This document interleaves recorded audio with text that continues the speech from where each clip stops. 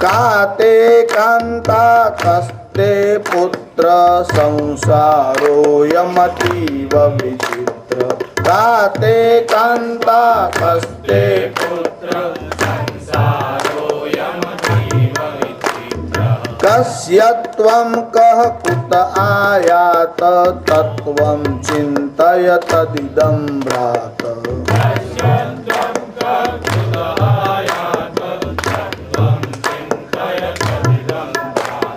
भज गोविंदम भज गोविंदम भज गोविंदम मूढ़मते। भज गोविंदम भज गोविंदम भज गोविंदम मूढ़मते। भज गोविंदम भज गोविंदम भज गोविंदम मूढ़मते। काते कांता, कौन तेरी पत्नी? कस्ते पुत्र, और कौन तेरा पुत्र? काते कांता कस्ते पुत्र संसारोऽयमतीव विचित्र। यह संसार बड़ा विचित्र है। कस्य त्वं कह, तू कौन है और कहाँ से आया है? कस्य त्वं कह कुत आयात, को में जननी कामे तात, कौन तेरी जननी और कौन तेरा पिता? इति परिभाव, ऐसा हमेशा चिंतन करता रह। ऐसा विचार करेगा तभी तुम्हें तत्व का पता चलेगा। तत्वम चिंतय तदिदम भ्रात। हे भ्रात, हे भाई, इस प्रकार का मन में विचार करके तू कौन है, कहाँ से आया है। कस्य त्वं कह कुत आयात तत्वम चिंतय तदिदम भ्रात। भज गोविंदम भज गोविंदम भज गोविंदम मूढ़मते। ओ मूढ़, गोविंद को भज, गोविंद को भज, गोविंद को भज। हमने आपको आरंभ में बताया था कि आचार्य श्री ने किसी भी विद्या के लिए पुनरावर्तन नहीं किया। जो भज गोविंदम है यह उपदेश है, इसीलिए इस पे पुनरावर्तन किया और 3 बार समझाया कि गोविंद को भज, गोविंद को भज, गोविंद को भज। किसी वस्तु को जब दृढ़ता से कहना होता है तब इसमें उसको बार बार बोलना पड़ता है, इसलिए इसको 3 बार दोहराया कि गोविंद को भज, गोविंद को भज, गोविंद को भज। दृढ़ता के लिए और भय के लिए पुनरावृत्ति आवश्यक होती है। आपने कभी देखा होगा, पिक्चर में देखते हो, टीवी में देखते हो, कोई रिवॉल्वर लेकर के खड़ा होता है तो 3 तक गिनता है। अब 7 तक कोई गिनता है? 1 2 3 बोलता है, फिर तो उड़ा देता है। कोई 7 तक गिनता नहीं, 1 2 और 3। ऐसा क्यों होता है?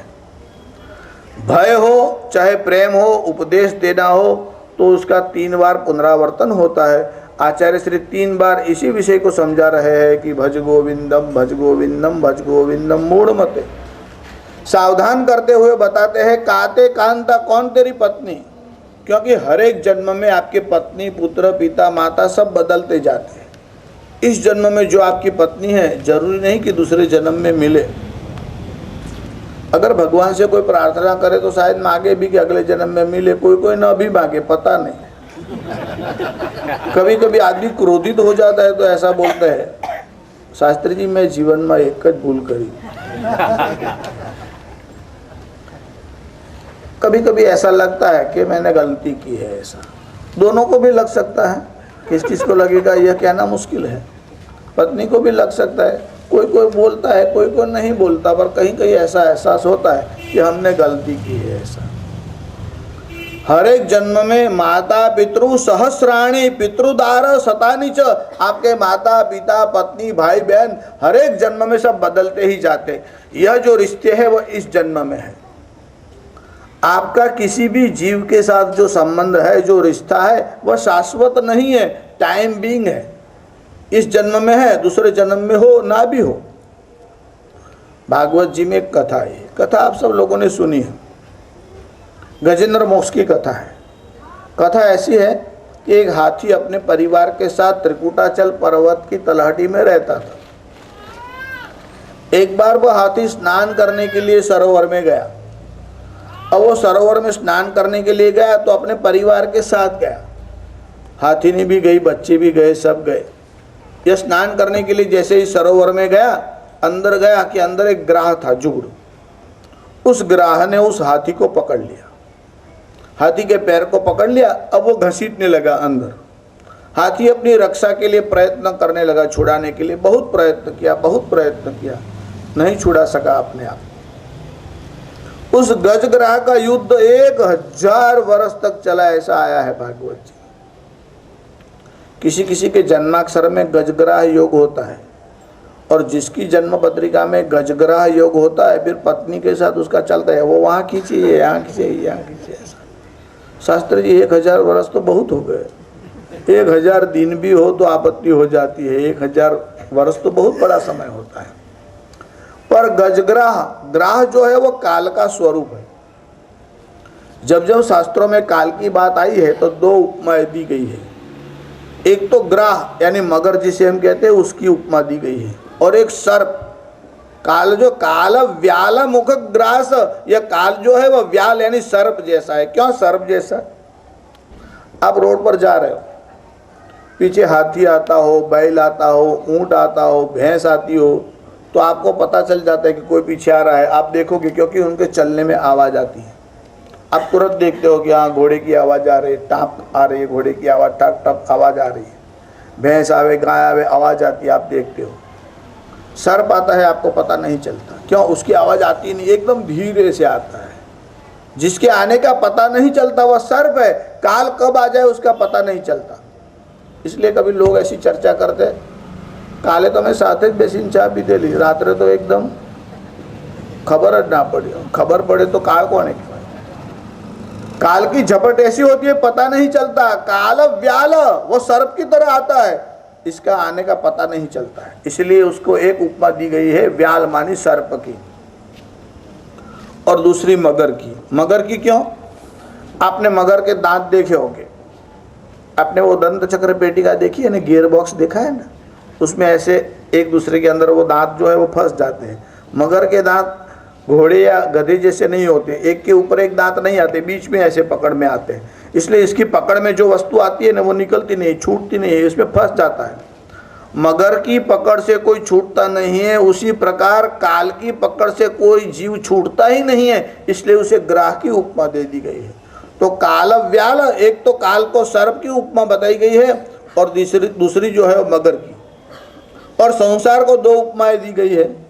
एक तो कहते हैं भवा अटवी, अटवी એટલે જેને ગુજરાતીમાં આપણે કહીએ ને જંગલ, अटवी એટલે જ્યાં माणस अटवाई जाए ने कहेवाय जंगल। भवा अटवी, ये जो संसार है वह जंगल जैसा है, और इसमें भयानक सर्पादि घूमते रहते हैं। वैसे ही संसार के अंदर काल व्याल, एक काल रूपी सांप घूमता रहता है, अजगर के रूप में भी घूमता रहता है। दूसरी उपमा देते हैं संसार को भव सागर, जैसे कितना भी तरवैया हो, बड़े सागर में कोई जाए तो डूबने का भय रहता है, और उस सागर में अगर ग्राह हो, मगरमच्छ हो तो भय और भी बढ़ जाता है। तो जिस प्रकार समुद्र में ग्राह आपको पकड़ लेता है, उसी प्रकार संसार सागर में मगर आपको पकड़ लेता है। यह हाथी जब गया तो ग्राह ने, मगर ने उसे पकड़ लिया। देखिए संसार जो है वह सरोवर है, जितने भी जीव है, जीव मात्र वह हाथी है, और जो काल है वह ग्राह है, वह काल जो है जीव को पकड़े हुए है। देखिए जैसे हमारे यहाँ पूर्व में अर्थात भारत आदि देशों में कई थिंकर, कई ऋषि हुए हैं, वैसे विदेशों में भी कई थिंकर हुए हैं। आप लोगों ने ग्रीक का तत्वज्ञान अगर पढ़ा होगा तो आपको पता होगा, सुकरात जिसे हम सोक्रेटिस कहते हैं, उसके नाम से एक बड़ी प्रसिद्ध कथा है। हमारे यहाँ तो पुराणों में आई है, लोगों ने सोक्रेटिस के नाम से बताई है, पर हमारे यहाँ तो यह कथा बहुत प्रसिद्ध है। कथा ऐसी है कि कोई एक व्यक्ति कहीं जा रहा था, कहीं रास्ता चूक गया तो कहीं जंगल में पहुंच गया। अब भटकता रहा, कोई मार्ग उसको मिला नहीं। अब भटकते भटकते जा रहा था तो क्या देखता है, उसने ऐसे पीछे देखा तो एक सांप जो है वो इसके पीछे आ रहा था। अब सांप जरा भयानक था, अब वो भाग रहा था। सोचा कि दूसरे किसी मार्ग से जाओ, दूसरे मार्ग में गया, अंदर सामने से एक हाथी आता था। वो हाथी भी पागल था और उसकी ओर दौड़ करके आ रहा था। अब वहां से वो लौट करके आया, इधर हाथी आ रहा था, इधर जिस मार्ग से वो गया वहां एक कुआं था बहुत बड़ा। कुएं के ऊपर एक वृक्ष था। उसने देखा कि वृक्ष के ऊपर चढ़ जाऊं तो हाथी वहां ऊपर नहीं आएगा, और वृक्ष जो है कुएं के उस पार है ताकि हाथी वहां पहुंच नहीं पाएगा, बीच में कुआं है। तो उसकी डाल थी वो ऊपर से आ रही थी, तो उसने उस वृक्ष की शाखा जो थी डाल उसको पकड़ लिया। अब वृक्ष की शाखा को तो पकड़ लिया, उसके मन में विचार आया कि जब तक हाथी यहाँ से, ये पागल हाथी हटेगा नहीं तब तक तो मैं नीचे उतर नहीं सकता, और अगर मैं नीचे उतरता हूँ तब तक मुझे देखना पड़ेगा कि नीचे क्या स्थिति है। तो कुएं के नीचे देखा तो अंदर एक मगर जो है वो मुंह फाड़ करके बैठा हुआ था। अगर शाखा चूक जाए तो अंदर मगर है, उतर जाए तो हाथी वहाँ खड़ा है। इसके मन में विचार आया कि अब तो भगवान का स्मरण करे और डाल को मजबूती से पकड़ करके रखूं, देखूं कि डाल तो मजबूत है कि नहीं। यह देखने के लिए उसने डाल की और दृष्टि डाली। शाखा के मूल में दो चूहे बैठे हुए थे, एक काला था एक सफेद था, और धीरे धीरे उस शाखा को काट रहा था। उसके मन में विचार आया कि चूहा धीरे धीरे काट रहा है, तब तक हाथी चला जाएगा तो मेरी रक्षा हो जाएगी। इतने में क्या देखता है कि जिस वृक्ष को शाखा को पकड़ा है दूसरी शाखा पर एक सांप आ रहा है। अभी अपने शिष्य को एक कहानी सुना रहे थे और वार्ता कहा कि समाप्त हो गई। शिष्यों ने कहा समाप्त कहाँ हो गई, अभी तो मेरी क्यूरियोसिटी और बढ़ गई कि क्या हुआ उस व्यक्ति का। बोले यही तो तुम्हारा हाल है, व्यक्ति का क्यों पूछते हो, जीव मात्र है, इसके पीछे पागल हाथी भागा हुआ है और इसको एक दो नहीं बार सूंड है। ये संवत्सर जो 12 मास है वही उसकी बार सूंड है, उससे बचने के लिए भाग रहा है, शाखा को पकड़ा है, वही आयुष्य है। दो चूहे वहां बैठे हैं, एक सफेद एक काला है, एक शुक्ल पक्ष है एक कृष्ण पक्ष है, एक रात है एक दिन है। रात दिन जाती है, धीरे धीरे डाली है वो कटती जाती है, और वो सांप है वो एक्सीडेंटल डेथ है, कभी कभी आकस्मिक मृत्यु हो जाती है। आयुष्य आपका 60 वर्ष का हो पर कोई सुसाइड कर ले, कोई अकस्मात हो जाए तो जल्दी भी व्यक्ति मर सकता है। यह सांप है, यह तो आकस्मिक मृत्यु है। ये जो चूहे बैठे दिन रात आपके आयुष्य को काटते रहते, और जब शाखा कट जाएगी तब नीचे वो मगर काल हो रहा देख करके बैठा है, काल के मुंह में चला जाएगा। बस यही इतिहास है। और यह चूहे शाखा को काट दे उसके पहले भज गोविंदम भज गोविंदम भज गोविंदम भज गोविंदम भज गोविंदम भज गोविंदम मूढ़मते भज गोविंदम भज गोविंदम भज गोविंदम मूढ़मते भज गोविंदम भज गोविंदम भज गोविंदम मूढ़मते। काते कांता कस्ते पुत्र, कौन तेरी पत्नी और कौन तेरा पुत्र। मनुष्य के मन में विचार तो यह आता है कि यह मेरी पत्नी है, यह मेरा पुत्र है, यह मेरा भाई है, यह मेरा शिष्य है, मेरा मेरा। इस प्रकार से अहम ममेति च अज्ञानम वेदांत में आया है कि अहम मानी मैं और ममेति मेरा, यही अज्ञान है। और इन सब में ममत्व जो है वो बच जाता है, पत्नी में, भाई में, पुत्र में। वस्तुतः जीव के दुख का कारण ही यही है। हमारे यहाँ विष्णु पुराण में एक सूत्र आया है। सूत्र ऐसा है कि दुख का मूल क्या है, तो कहते हैं कि ममेति मूलम दुखस्य, ममता ही दुख का मूल है। निर्ममेति च निवृत्ति, उस ममता की निवृत्ति होना ही दुख की निवृत्ति है। जब तक ममत्व रहेगा तब तक दुख रहेगा। निर्ममेति च निवृत्ति दृष्टांत से बताया है। सुखस्यर विगमे दुखम न दुखम गृहमूषिके। घर में तोता मर जाए तो आपको दुख होता है, चूहा मर जाए तो दुख नहीं होता। इसका कारण क्या है? देखिए, जीव तो तोते में भी है और चूहे में भी है, पर तोता मर जाए तो आपको दुख होता है क्योंकि इसमें आपका ममत्व है, और चूहे में ममत्व तो जाने दीजिए। मारने के लिए आप दवा लाते हो, पिंजड़ा पकड़ने के लिए लाते हो, उसको मारने के लिए प्रयत्न करते हो। तो जीव दोनों में है, पर चूहे में आपकी ममता नहीं है। ममता से परिणाम क्या आता है? आपके चित्तों पर किसी के प्रति अगर ममता हो तो उसकी गहरी छाप आपके चित्त के ऊपर आती है। जैसे कैमरा की जो रोल होता है ना, उसके पर एक प्रकार की इंप्रेशन आती है, वैसे आपके चित्त के ऊपर आती है। समझो एक व्यक्ति ने एक बिल्डिंग खरीदा, अब उसने 35 लाख में उस बिल्डिंग को खरीदा। अब 35 लाख में उसने खरीदा, घटना ऐसी हुई कि इसको विदेश में जाना है, बहुत जल्दी है, तो इसने जाहिरात दी कि मुझे इस बिल्डिंग को बेचना है। लेने वाला कोई मिल नहीं रहा, उसको जाने की जल्दी है। कोई ग्राहक मिला, उसने कहा कि मैं 25 लाख दूंगा। उसने मन में विचार किया 35 लाख में मैंने बनाया, ये 25 लाख में मांग रहा है, 10 लाख रुपए का नुकसान हो जाएगा।